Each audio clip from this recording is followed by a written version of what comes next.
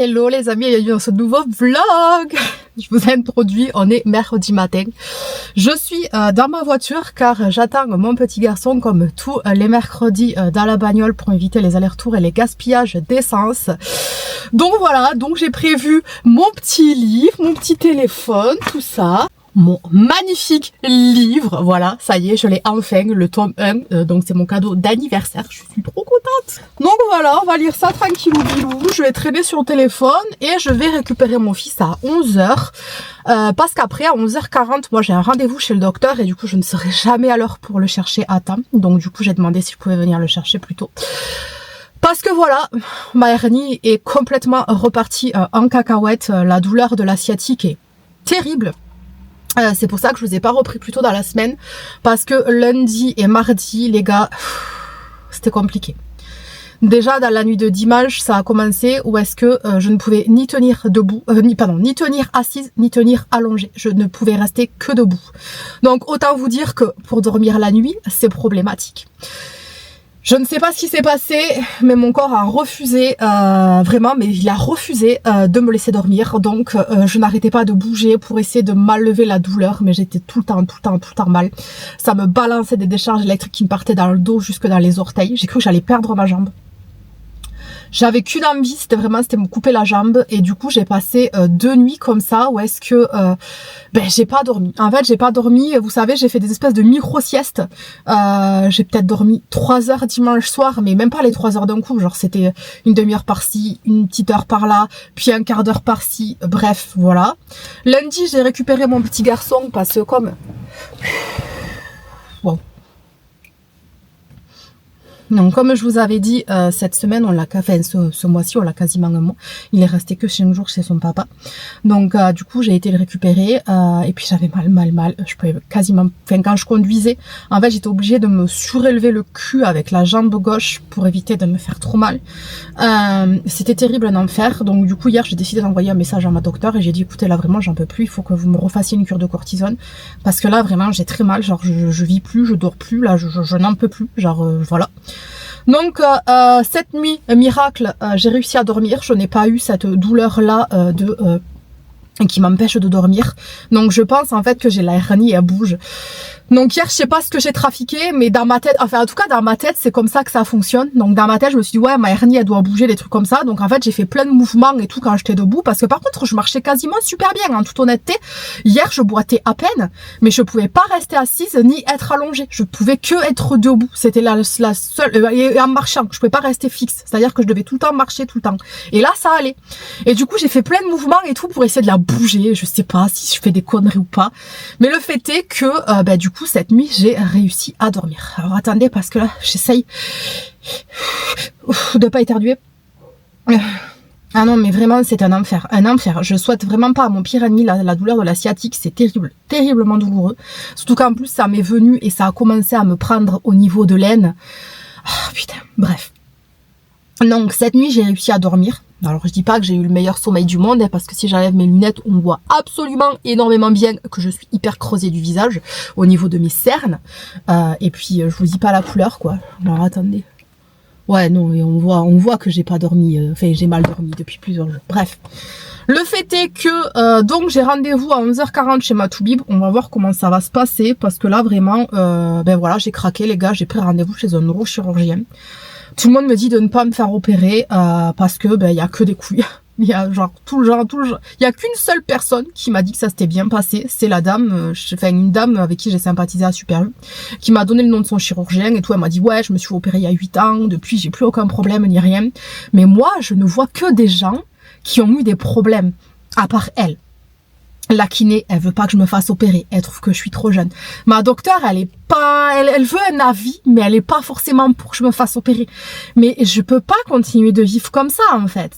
Et le truc qu'il y a, c'est que vraiment, je suis dans cette espèce d'ambivalence de, je me fais opérer, peut-être que ça va aller mieux, mais si je me fais opérer, peut-être ça va être pire. Parce qu'encore, la cortisone et la fuite de liquide encéphalo-rachidien, ça se soigne. Mais si le mec, après, j'ai des douleurs constantes tout le temps, ça se soignera pas, ce sera terminé, je serai comme ça à vie. Donc je sais pas, là vraiment je sais pas, je ne sais pas quoi faire parce que franchement soyons honnêtes, hein, je ne fais qu'enchaîner les couilles.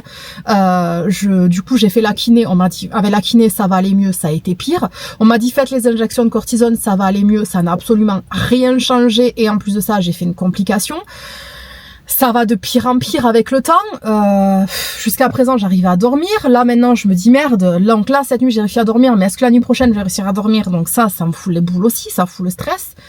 Donc voilà. Donc là, vraiment, je suis dans cette espèce d'ambivalence où est-ce que j'en ai marre. Je suis fatiguée de mon corps. Mon fils en a marre. Mon chéri en a marre. On en a tous marre.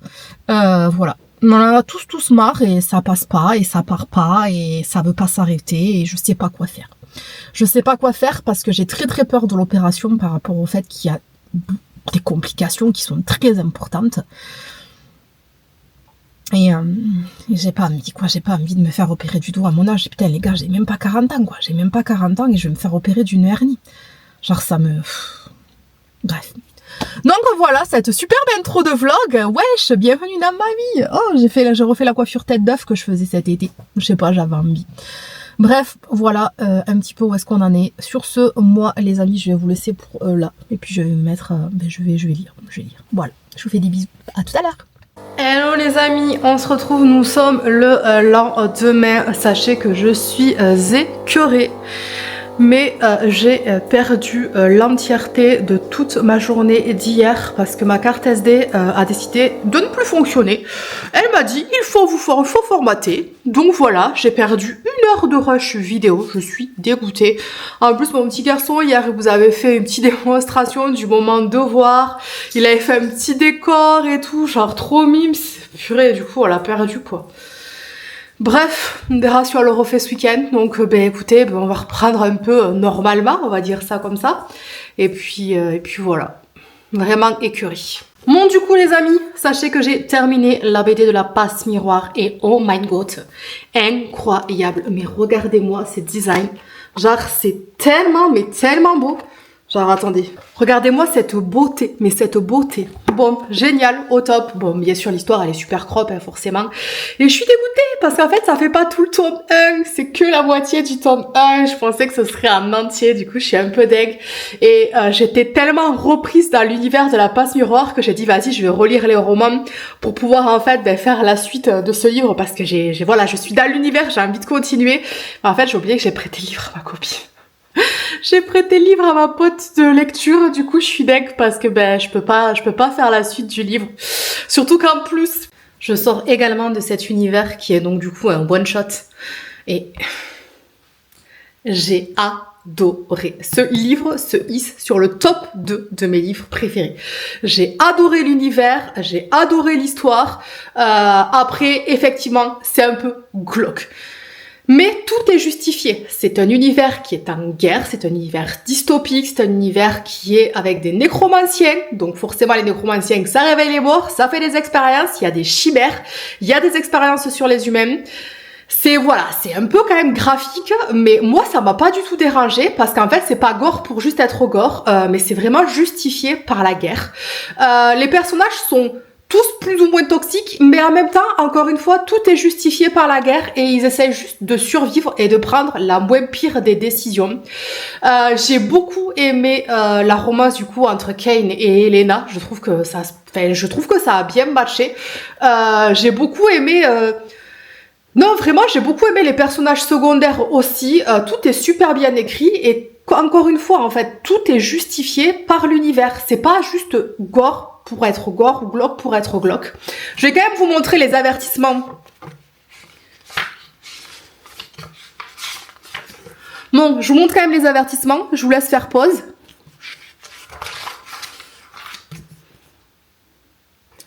Non, parce que quand on lit ça, vraiment, ça fait peur. Ça fait peur, mais en fait, pas du tout. Donc vraiment, je comprends pas. Bon, après, on a tous quand même des degrés différents, plus ou moins de sensibilité.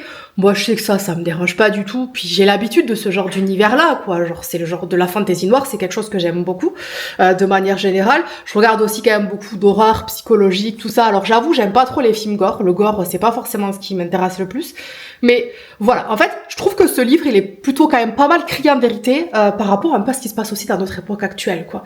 Clairement voilà, ça fait quand même rebond et tout est justifié encore une fois par rapport à la guerre, tout ça. Bref, si vraiment vous avez envie de lire ce genre de livre-là, je vous mets le 4e de couverture ici, vous faites pause, pareil, vous lisez. Je vous le conseille à 100%, vraiment trop bien, j'ai adoré.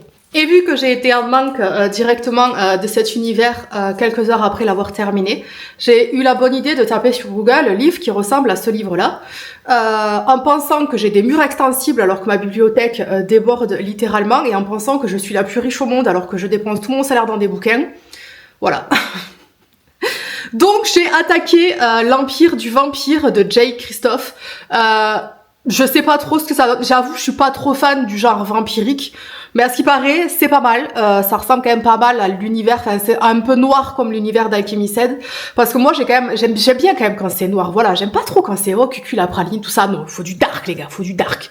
Puis il faut de la réalité. Faut pas juste que ce soit du dark pour être du dark, mais vraiment que ce soit de la réalité, quoi. Genre, je sais pas comment l'expliquer. Mais je suis pas trop cucu, moi j'aime les vraies histoires, voilà, les vraies histoires, ce qui pourrait vraiment arriver dans la vraie vie, parce que la vie c'est pas toujours joyeux. Alors ok, disant comme ça, on dirait que je lis des livres pour déprimer, mais pas du tout. Et puis moi sachez que vraiment, je suis trop contente parce que là je suis en train de replonger dans des univers, mais tellement foisonnants d'imagination, et c'est quelque chose qui me nourrit énormément pour ma propre créativité quoi. Vraiment c'est trop chouette. Non voilà, donc je vous en parlerai un petit peu plus dans un prochain vlog, parce que clairement je pense pas que je vais le lire dans la semaine qui arrive. Voilà les amis. Sur ce, moi, je vais aller me prendre mon deuxième café de la journée, car c'est mon chéri qui est parti amener mon petit garçon à l'école et chercher ses médicaments, parce que, comme je vous disais hier, j'ai à nouveau très mal à ma jambe. Donc je suis repartie en cure de cortisone. Ah ben oui, je vous l'ai raconté hier, mais ça a sauté.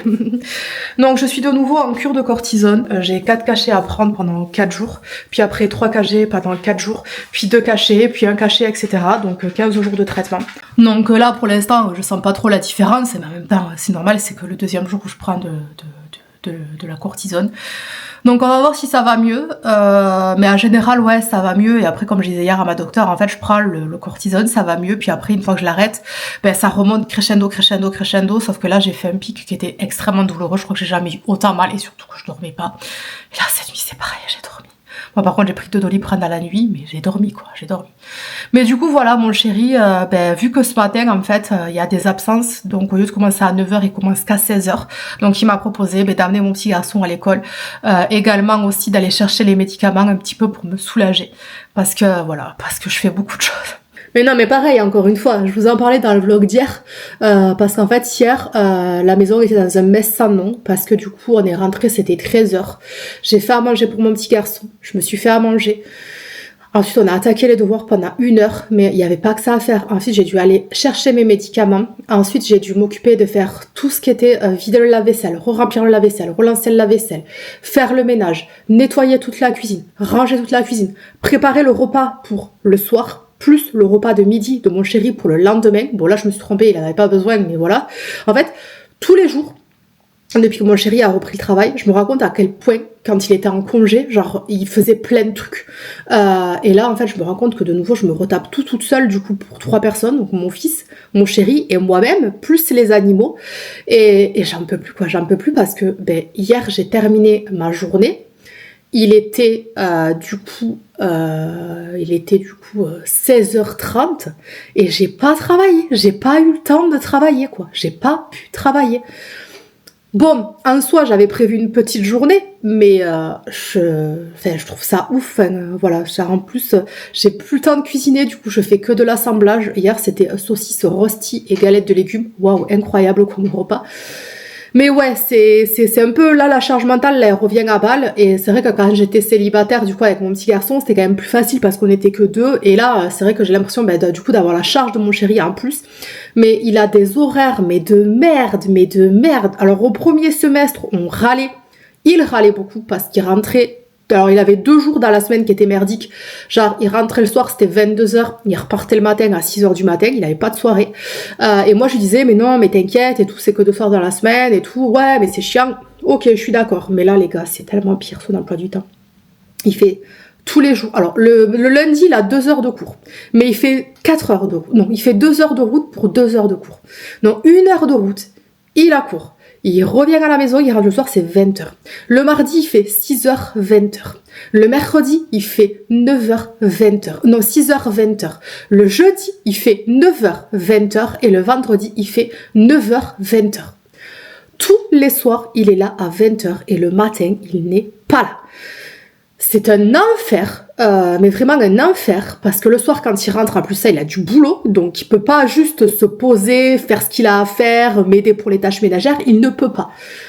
C'est un enfer. Et en plus, pour un salaire de misère, mais vraiment, les gars, ne soyez pas profs, ne soyez pas contractuels.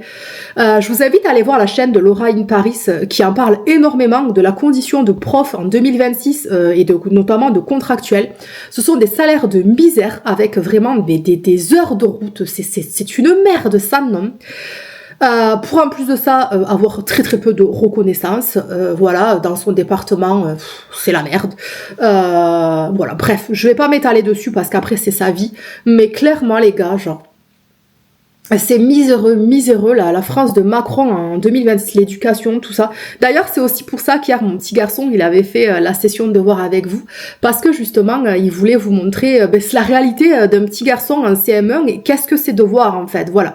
On avait vraiment eu un gros débat hier avec lui, on a beaucoup discuté, on a appris plein de choses ensemble, et du coup, c'est dommage d'avoir perdu cette conversation, donc on va voir si on vous la refait ce week-end, mais clairement, ouais, clairement, l'éducation, là, il y a un problème. L'éducation nationale, le permet, de toute façon, tout se casse la gueule de partout. Tout, la culture, on perd de l'argent. Écoutez, moi, c'est la première année de ma vie où est-ce que je n'ai pas été appelée pour faire de la vulgarisation historique, que ce soit auprès des musées, des associations, des institutions. Je n'ai eu aucun contrat d'autrice de vulgarisation historique. C'est la première fois de ma carrière depuis, du coup, 2020. C'est la première fois parce que tout a été tellement, mais c'est divisé par 4, par 6. Même les cours que je devais donner dans les ALAE, tout ça, tout a été annulé à cause de la baisse des budgets. C'est un truc de dingue. Bon, après, en même temps, ça m'arrange parce qu'avec ma sciatique, de toute façon, j'aurais pas pu le faire, de donner des cours. Mais normalement, j'étais censée avoir plein de cours, en fait, de septembre jusqu'à là, février. Février, là, tous les mercredis et les samedis matins, j'ai donné des cours. Enfin bref, moi ça me rend chèvre. Même là, je vois là dans l'école de mon fils jusqu'à présent, il y avait la garderie municipale le matin, le midi et le soir. Ben là, la garderie passe payante. Après, avec les budgets de la mairie, il y avait également des activités le soir. Donc vous pouviez faire du poney, du journalisme, de la danse, de la peinture, de l'écriture. Il y avait plein d'activités. Ça durait 1 heure et c'était gratuit. Ben ils ont dû tout supprimer parce qu'en fait ils ont plus les budgets. Tout a été coupé. Bref. Et nous, pendant ce temps-là, nos salaires, ils augmentent pas. Parce que moi, je peux clairement pas, en fait, augmenter mes tarifs. Je peux pas augmenter mes tarifs. En fait, je peux pas suivre l'inflation. Donc, mes tarifs n'augmentent quasiment pas. Bon, chaque année, je les revalorise quand même, mais ça, c'est normal. Mais je peux pas suivre, en fait, l'inflation. Et le problème qu'il y a, c'est que j'ai jamais aussi bien gagné ma vie. Parce que, encore une fois, enfin, moi, je gagne 2000 € par mois. Je n'ai pas peur de dire les chiffres. Mon salaire, tous les mois, c'est 2000 € par mois. Donc, c'est pas ce que je gagne avec mon entreprise, c'est ce que je me verse, moi, sur mon propre compte. Mais je gagne 2000 € par mois. J'ai jamais aussi mal vécu de ma vie avec 2000 balles. Quand j'ai commencé mon activité, je gagnais 700 €. 700 € par mois, c'était mon salaire et j'avais, je crois, une centaine d'euros de la CAF pour m'aider pour mon loyer.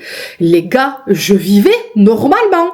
Ok, genre je faisais pas trop de on faisait pas de resto, j'avoue, on faisait pas de resto ni rien. On sortait pas, on allait qu'une seule fois en vacances à la mer l'été, mais je comptais pas mes sous comme ce que je compte maintenant. Alors ok, j'avoue, je mets pas trop de sous de côté et je dépense un peu ça. Je suis un peu dépensière. Mais soyons honnêtes, j'adore les livres. Mon fils adore les livres. Je me verrais pas ne pas lire. Mais regardez, avant, on sortait au moins 1 à 2 fois par mois. On se faisait au moins un resto, un ciné par mois. Ben là, non, on le fait plus. On le fait plus parce que tout est devenu beaucoup trop cher. Bref, je sais que ce que je suis en train de dire, de me plaindre du fait que je gagne pas assez d'argent alors que je vous montre souvent dans mes vlogs que je dépense de l'argent pour des livres, j'avoue que c'est un peu culotté de ma part parce qu'il y en a, ils ont même pas l'argent en fait de pouvoir s'acheter des livres.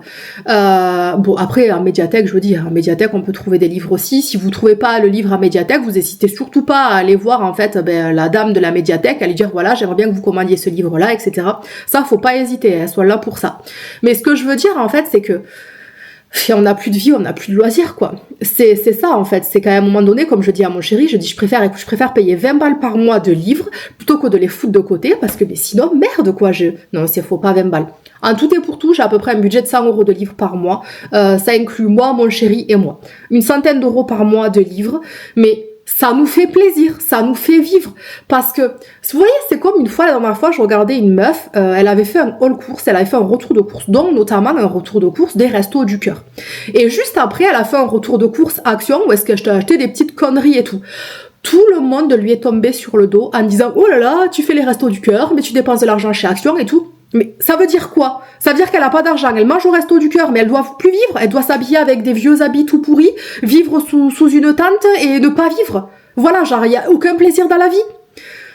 Enfin, je veux dire, ok, la société de consommation, moi je la déteste, le capitalisme, je déteste. Putain, ce blog est en train de partir en blog politique parce que je veux dire, ah non, mais j'ai une colère sociale à moi, vous imaginez pas. Mais j'ai une véritable colère sociale. Et en fait, le truc qu'il y a, c'est que dans la vie de tous les jours, je le vois, mais je le vois aussi sur YouTube et je le vois partout et ça m'agace ça m'agace. Vraiment, j'ai une colère sociale terrible. D'ailleurs, c'est bientôt les municipales, les gars. Moi, clairement, c'est la gauche, à fond la gauche, parce que la droite, ils en ont rien à foutre de nous, mais rien à foutre de nous. Eux, tout ce qu'ils veulent, c'est que les riches, ça aille. Nous, ils s'en battent les couilles, mais ils s'en battent les couilles. Et c'est pas parce qu'on donnera moins d'aide aux étrangers que nous, on aura plus d'aide. Nous, les blancs-blancs, là, bien français, ça existe pas.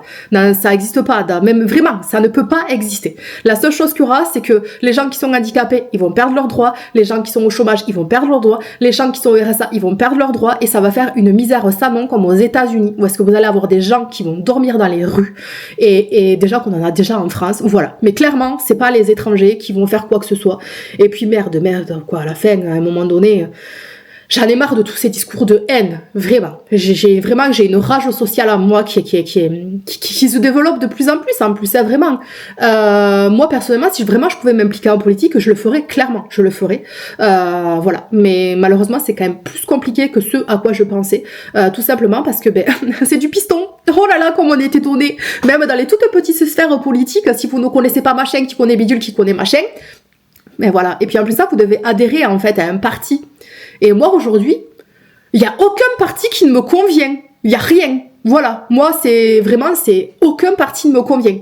Bon, je suis de gauche. Je suis une bonne gauchiasse, comme les droitards aiment m'appeler. Putain, je suis en train de perdre la moitié de mon... Mais en fait, je comprends les gens qui veulent voter à droite. Surtout le RN. Je vous comprends. Parce qu'en fait... Tout ce que le RN vous promet, c'est tout ce que je suis en train de vous énumérer, qui sont les problèmes, notamment d'argent. Je vous comprends et je ne vous hais pas.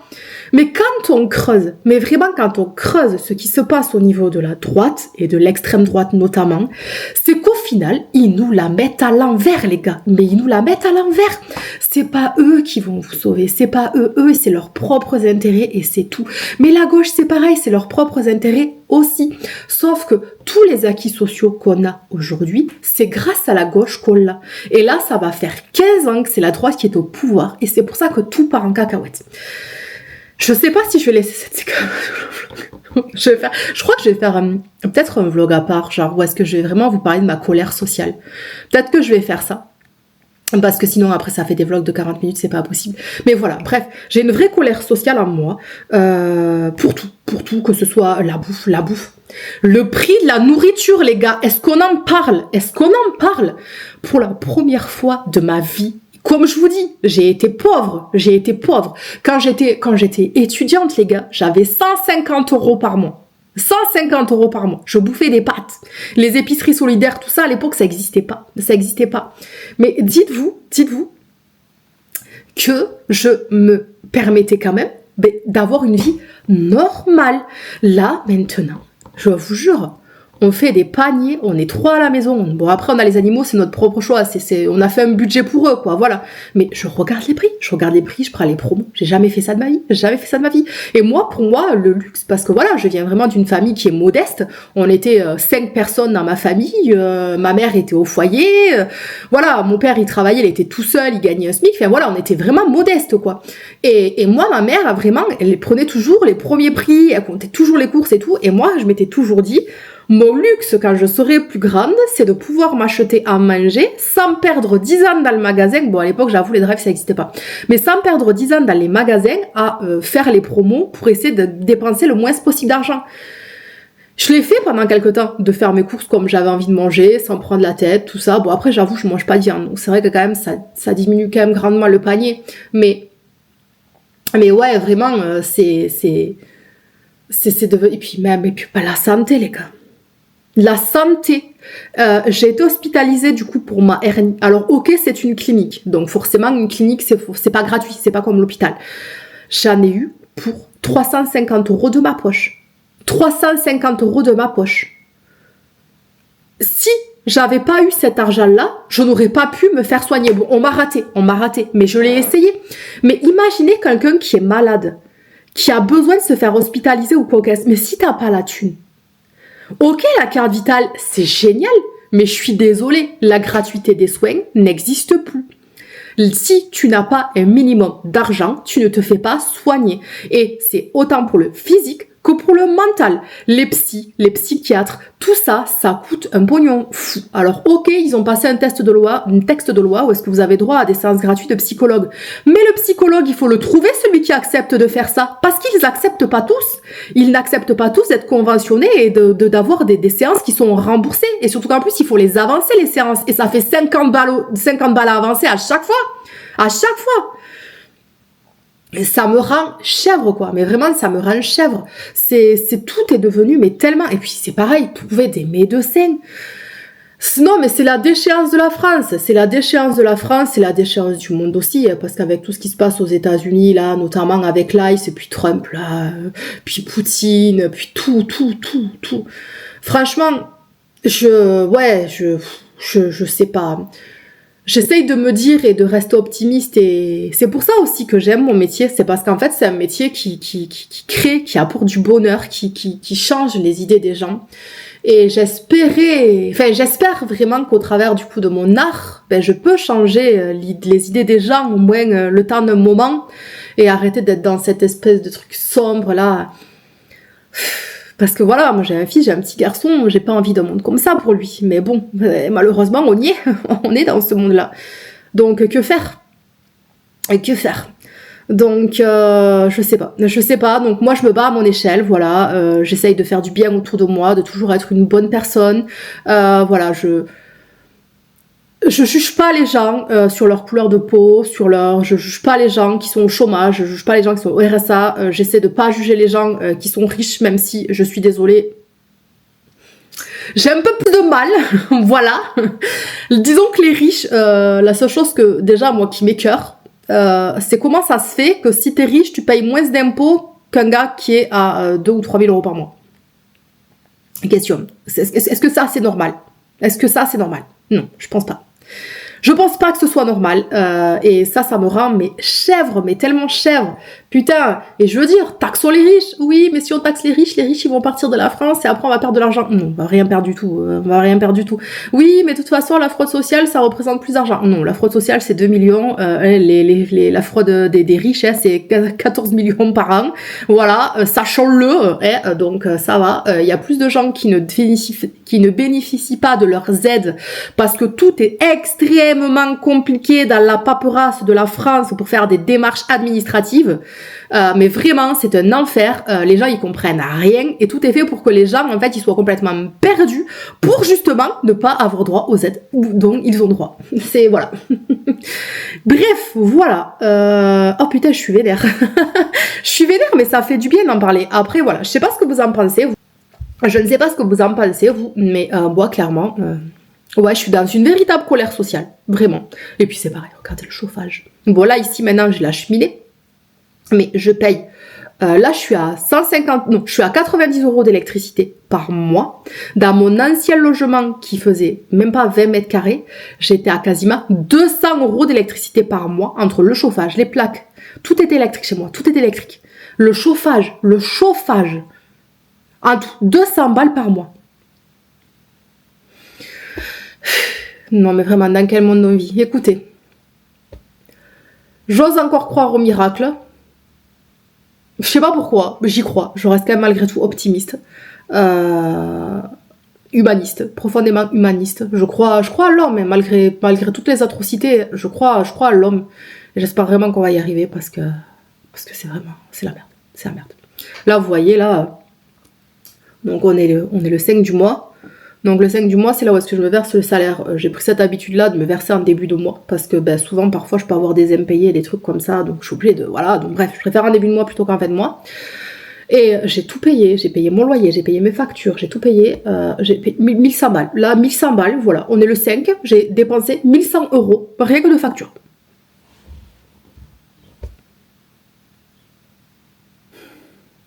Ah, mais même moi, je suis choquée. Du coup, il me reste moins de 1000 balles pour finir le mois. Voilà. Allons-y gaiement. Allez, bref. À plus tard.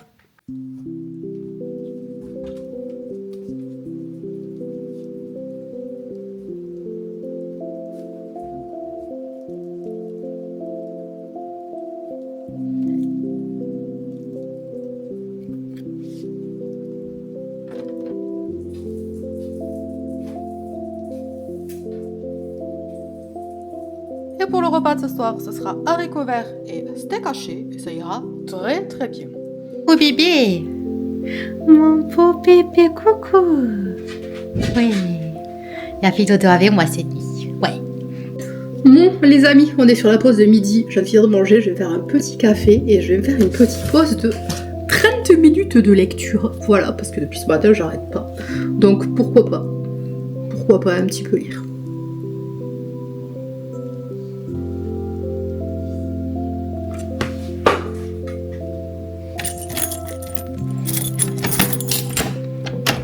Il me pleut dessus. Vite.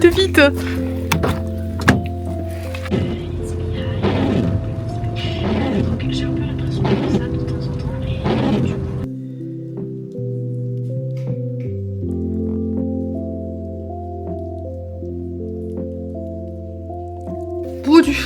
Je sais pas ce qui m'arrive, mais je me suis chopé un coup de chaud dans la bagnole avec le chauffage parce qu'il pleut et tout. Genre, je suis toute rouge au niveau des joues. Bon, fin de journée, je douille ma mère. Ceci est tout. Non, mais j'ai très mal. J'ai très mal. J'ai vraiment envie de me couper la jambe. Je comprends pas, j'ai très mal. Allez, demain, ça ira mieux. Tout à l'heure, ça va aller mieux. J'ai pris un médicament. Bousille-toi le rein, bousille-toi les foies, mais enlève-toi la douleur de la jambe parce que psychologiquement, c'est pas possible. Bref, les amis, j'ai eu l'idée. J'ai commencé à monter cette vidéo avant de partir chercher mon fils. Je suis déjà à 30 minutes de vidéo. Donc vous savez quoi? Je vais arrêter la vidéo ici et vous aurez 2 vidéos cette semaine. Des bisous, prenez soin de vous et à samedi. Ciao!